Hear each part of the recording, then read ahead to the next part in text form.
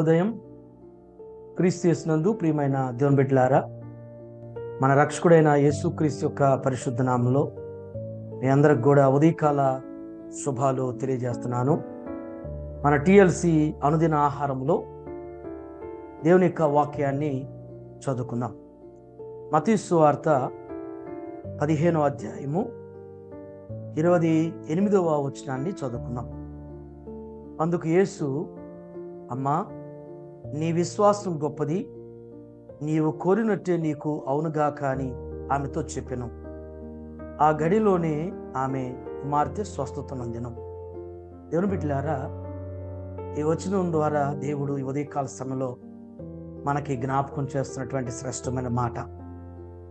ఆ వచనాన్ని మీరు గమనించినట్లయితే, మరి కనాను స్త్రీ తనకున్నటువంటి పరిస్థితిని బట్టి మరి యేసు స్వామి దగ్గరికి వచ్చినప్పుడు మరి యేసు స్వామి ఆమె విశ్వాసాన్ని పరీక్షిస్తూ వచ్చారు. ఆమె ఒక ఐందవ మరి భయంకరమైనటువంటి విగ్రహారాధన ఉన్నటువంటి ఆమె కుమార్తె దయ్యం చేత బాధపడుతున్నప్పుడు యేసు స్వామి దగ్గరికి వచ్చినప్పుడు యేసయ్య ఆమె విశ్వాసాన్ని పరీక్షించారు. ఆ పరీక్షలో ఆమె నెగ్గింది. కాబట్టి ప్రభు ఆమెతో అమ్మా అనేటువంటి చక్కటి సంబోధనతో ఆమెను సంబోధిస్తారు. అమ్మా అనేటువంటి ఆ కమ్మని పిలుపు ఆమె విన్నప్పుడు ఆమె హృదయం ఎంతగానో తేలికపడి ఉండొచ్చు, నెమ్మది పడి ఉండొచ్చు. ఆ వచనంలో మరొక మాట ఏంటంటే, నీ విశ్వాసము గొప్పది. యేసు ప్రభు జ్ఞాపకం చేసిన గొప్ప మాట ఏంటంటే, నీ విశ్వాసము గొప్పది. దేవుని బిడ్డ, ఈ దినం నీ విశ్వాసం ఎలా ఉన్నది?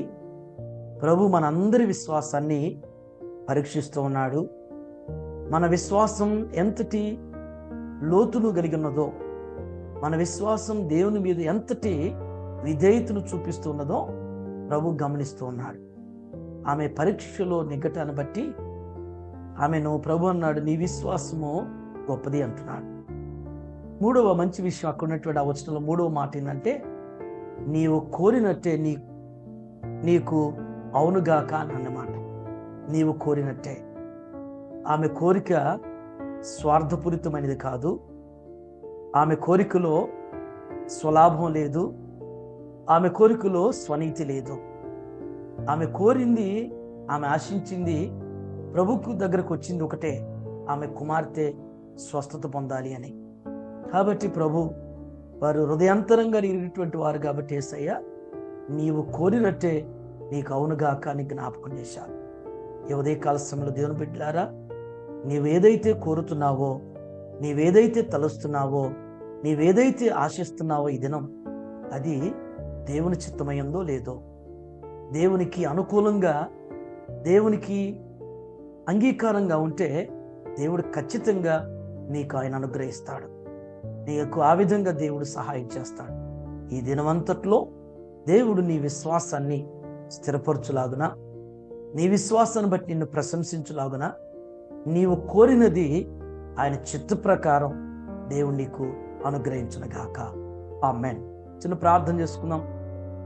మా మంచి కాపురమైన మా యేసు ప్రభువా, మీ బంగారు పాదాలకు వందనాలు చెల్లిస్తున్నాం. మా జీవితానికి మరొక నూతనమైనటువంటి దినాన్ని మాకు ఇచ్చావు నా తండ్రి.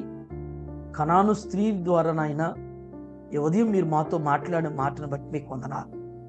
ఆమె విశ్వాసాన్ని మీరు పరీక్షించినప్పుడు నాయన, ఆ విశ్వాసములు వారు నెగ్గటాన్ని బట్టి అమ్మాని సంబోధించిన ఆయన, నీ విశ్వాసం గొప్పదని మీరు జ్ఞాపకం చేశారు. నీవు కోరినట్టే నీకు అవునుగాక అని మీరు జ్ఞాపకం చేశారు. ఆ రీతిగా నా తండ్రి, మీ బిడ్డల ప్రభా ఈ దినం నాయన ఏదైతే నాయన కోరుతున్నారో, ఏదైతే ఆశిస్తున్నారో, దేని కొరకైతే నాయన ప్రయాసపడుతూ ప్రయత్నం చేస్తున్నారో, మీ చిత్తమైతే నాయన వారి విశ్వాస ప్రకారం నాయన వారి జీవితంలో మీరు అనుగ్రహిస్తూ స్థిరపరచండి. ఈ దినమంతా నాయన మీ బిడ్డలు చేయనటువంటి వారి పనుల్లో, ప్రయాణాల్లో, బాధ్యతల్లో మీరు తోడైండి నడిపించండి. మా జీవితానికి మరొక పరిశుద్ధ వారాన్ని మాకు ఇచ్చావు నా తండ్రి. ఈ పరిశుద్ధ వారంలో ప్రత్యేకతను మేము గుర్తెరిగి నా తండ్రి, ఆ విధంగా మీరు కోరిన రీతిలో దేవ సిద్ధపడులాగా మమ్మల్ని అందరిని కూడా బలపరచమని యేసు నామములో ఈ ప్రార్థన మీకు సమర్పించున్నాను తండ్రి. ఆమేన్. దేవుడు మీకు తోడుగా ఉండనుగాక.